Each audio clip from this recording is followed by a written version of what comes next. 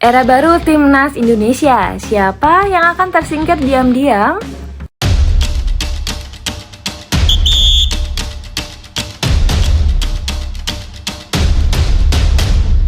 Era baru selalu membawa harapan, tapi juga korban. Kalimat ini mungkin terdengar keras, tapi itulah realitas sepak bola. Hari ini Timnas Indonesia memasuki era baru, pelatih baru datang, filosofi baru diterapkan, target baru dicanangkan, namun dibalik semua euforia itu, ada satu pertanyaan yang jarang dibahas. Siapa yang akan tersingkir diam-diam? Selama bertahun-tahun, pemain Timnas Indonesia berjuang untuk satu tujuan, bertahan di skuad nasional. Sekarang situasinya berubah, persaingan tidak lagi soal siapa yang paling lama, tapi siapa yang paling siap. Era baru berarti satu hal, tidak ada lagi zona nyaman, kita harus jujur pada fakta.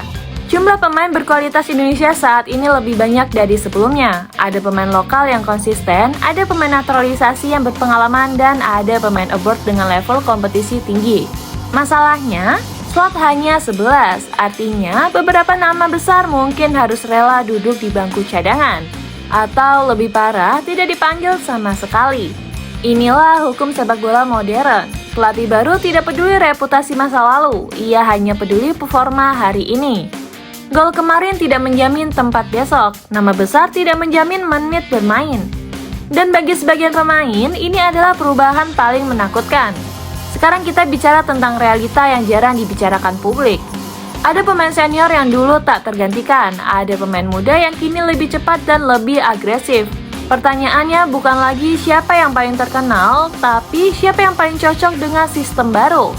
Karena sepak bola modern bukan soal individu, tapi soal fungsi. Era baru juga membawa standar baru, pelatih baru datang dengan parameter jelas, kecepatan, disiplin taktik, daya tahan fisik, mental kompetitif. Jika satu saja tidak terpenuhi, nama besar pun bisa gugur. Dan inilah bagian yang paling sulit diterima oleh pemain lama. Bayangkan situasi ini.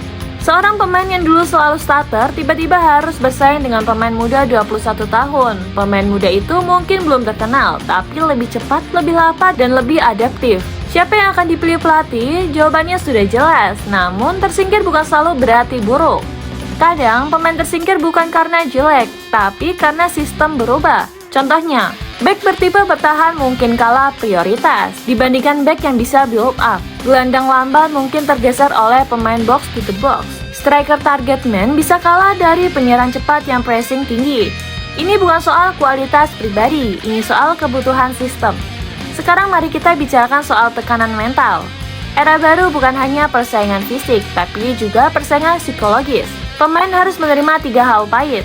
Yang pertama, tidak selalu jadi pilihan utama. Yang kedua, harus siap jadi cadangan. Dan yang terakhir, harus menerima kritik publik. Dan tidak semua pemain siap dengan realita ini.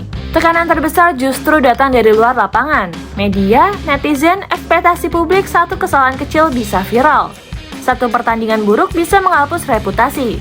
Disinilah banyak pemain tumbang, bukan karena skill kurang, tapi karena mental tidak siap.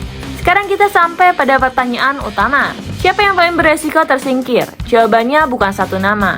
Kategori nama yang paling rawan adalah pemain yang lambat beradaptasi, pemain yang merasa aman karena nama besar, dan pemain yang tidak cocok dengan sistem baru.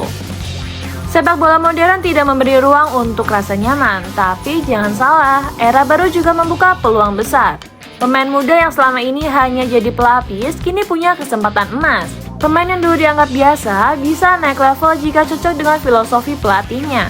Artinya, era baru bukan hanya tentang siapa yang jatuh, tapi juga siapa yang naik. Sekarang mari kita lihat gambaran besar. Jika proses seleksi ini berjalan sehat, Timnas Indonesia akan mendapat satu hal penting, kompetisi internal. Dan kompetisi internal adalah fondasi tim juara. Tidak ada pemain yang santai, tidak ada pemain yang aman, semua harus berjuang. Namun, jika tidak dikelola dengan baik, era baru bisa berubah jadi konflik. Ego pemain senior, ambisi pemain muda, tekanan publik. Pelatih harus menjadi penyimbang, karena tim juara bukan hanya soal kualitas, tapi soal harmoni. Sekarang saya ingin bertanya ke kamu, menurut kamu, apakah pemain senior harus tetap dipertahankan demi pengalaman, atau pemain muda harus diprioritaskan demi masa depan? Apakah nama besar pantas dilindungi atau semua harus diperlakukan sama? Era baru selalu menyakitkan bagi sebagian orang. Tapi tanpa rasa sakit tidak ada perubahan. Timnas Indonesia sedang berada di titik kritis, titik di mana keberanian memilih lebih penting dari rasa kasihan. Mungkin akan ada pemain yang kecewa, mungkin akan ada pemain yang tersinggung, mungkin akan ada pemain yang pergi. Tapi jika itu membawa prestasi, apakah kita siap menerimanya? Sekarang tulis pendapatmu di komentar. Siapa menurutmu yang paling beresiko tersingkir? Pemain senior atau pemain muda?